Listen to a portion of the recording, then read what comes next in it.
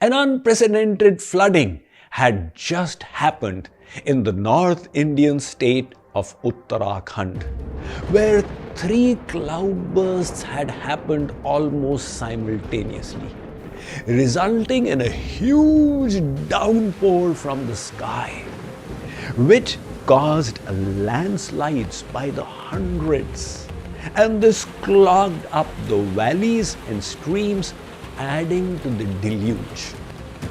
The consequent flooding wiped out so many villages. The government of Uttarakhand announced that as per its statistics, 5,700 people were presumed dead. As news of this got around, aid poured in from all over the world. We at JKYog also did our teeny-weeny humble bit. However, the thing that really touched me was what I saw on TV. One channel had a reporter on the spot who was interviewing people, and they were relating their tales of woe and heart-wrenching misery. All of a sudden, the cameraman turned to an old lady, and the interviewer asked, "Mataji, what is the story of your misery?" She said, "I am so thankful to God." "You are thankful to God?" said the interviewer, slightly worried, because good news doesn't do much good for the TRP of the channel. That is why these TV people are more keen to get bad news out. And here the lady is saying, "I'm thankful to God." So the interviewer probed, "Mataji, but is your house intact? There has been no damage to it?" She said, "My house has been washed away in the floods." "Really? And you are thanking God?" The lady said, "You know, my husband is safe. My children and grandchildren are alive. If they had been washed away, the loss would be irreparable. What is there of this house? We'll make it again." Watching that episode made me hope that I had been there so I could touch the lady's feet. What she had done was positive reframing. It is a technique which is taught by psychologists in the USA for $200 an hour as consultation fee. This lady had no benefit of such professional consultation. She was just doing it out of her intuitive common sense. As the saying goes, there is no point crying over spilt milk. The house had already been washed away.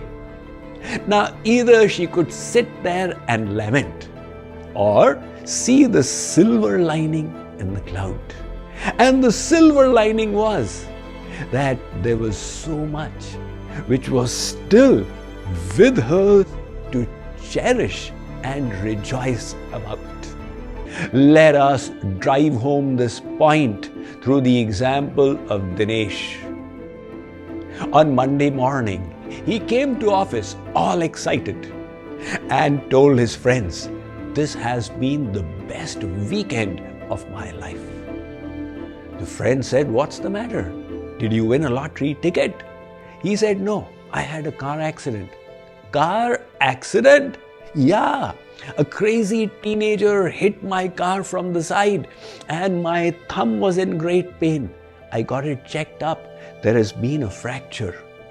The friend said, "You were in a car accident and your thumb is fractured and you're saying this is the best weekend of your life?"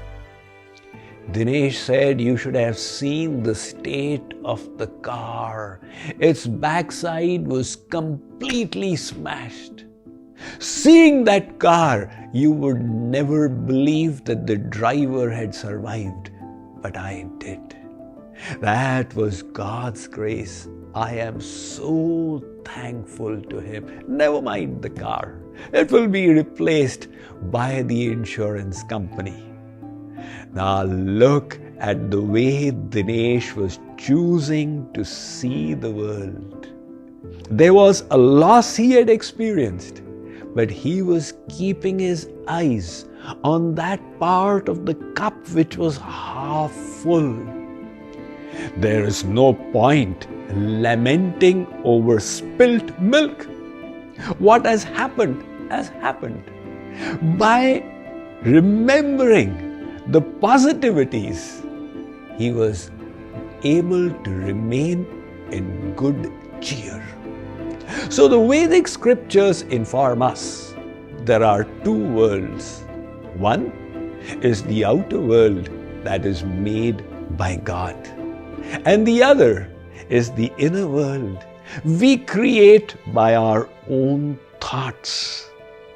When we feel agitated, disturbed, and anxious, we blame the external circumstances for it.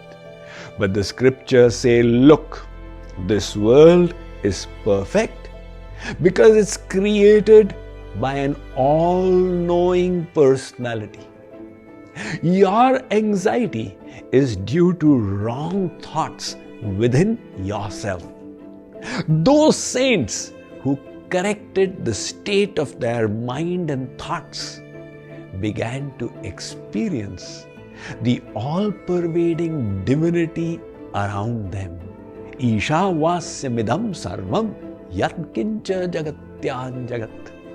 So we spend all our energy struggling with changing our circumstances without realizing the biggest weakness we have is our own deleterious thoughts.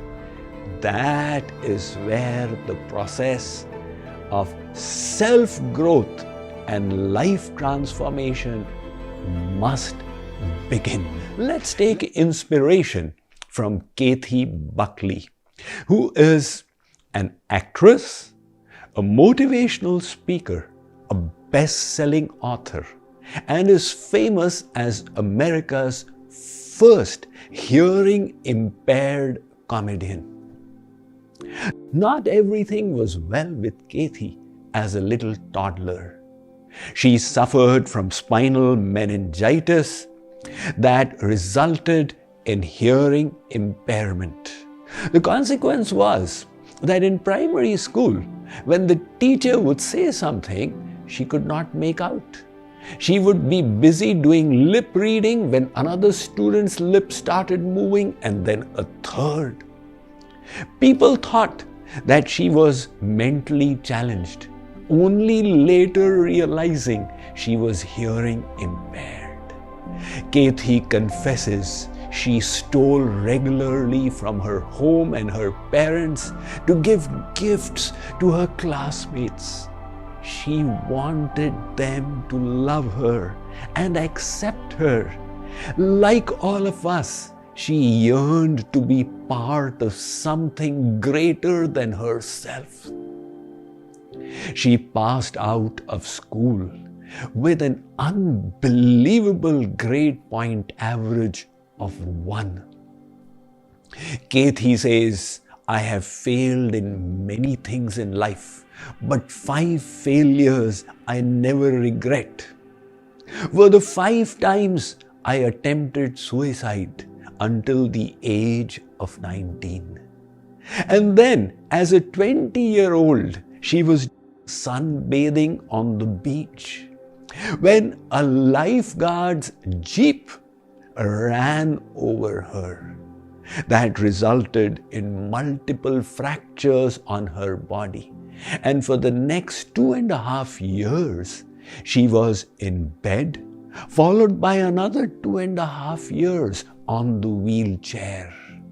Just when she thought she was able to move again, life had another bouncer in store, and she got cervical cancer. It crippled her for another 2 years. And she says, I almost died. That was the time when she decided to change her thoughts. She said to herself, how dare people decide that I cannot hear? Who are they to say I cannot walk properly? And how can anybody deny me the freedom to live? The consequence was that she began swimming. That rejuvenated her legs, and soon she was walking normally. She took up a job as a massage exercise therapist. One of her patients had cerebral palsy. Kethi discovered that when she would make them laugh, it was good for their health, and she started becoming better and better at humor. Her patient encouraged Kethi to stand up for the cause of cerebral palsy. A fundraiser was being organized where the best comedians of the country were coming. Only problem was Kethi didn't realize it was a professional event. She joined in as one of the 80 comedians and romped in at 4th place. After that, she started doing the rounds in America on the comedy circuit, becoming more and more famous. She discovered her talent for motivational speaking when she was asked to conduct a workshop for disabled people. Today, Kethi inspires millions of people around the world through her talks and her best-selling book. Let's take a lesson from her life. And no matter how difficult our circumstances, let's remember we have the freedom to choose our thoughts. Let me read to you about this from my latest book, The Power of Thoughts. Very few people in the world pay attention to the sequence of causation. They grapple with improving their actions only to see their developmental efforts undone by pure thoughts. If they had instead focused on transforming their thinking, even a fraction of their efforts would have yielded incredible results. The power of thoughts has 2 parts to it. In the first half, I have dealt with thoughts that harm us and techniques for eradicating or sublimating them. In the second half, I have explained strategies to unleash your thinking to live life to the fullest.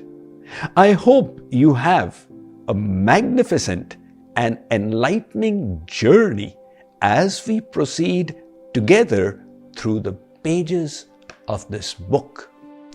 You see, the resources we require for a hugely successful life cost us nothing at all. In fact, we mass produce 60,000 of them every day. The difficulty is that the quantity is uncontrolled and the quality is appalling.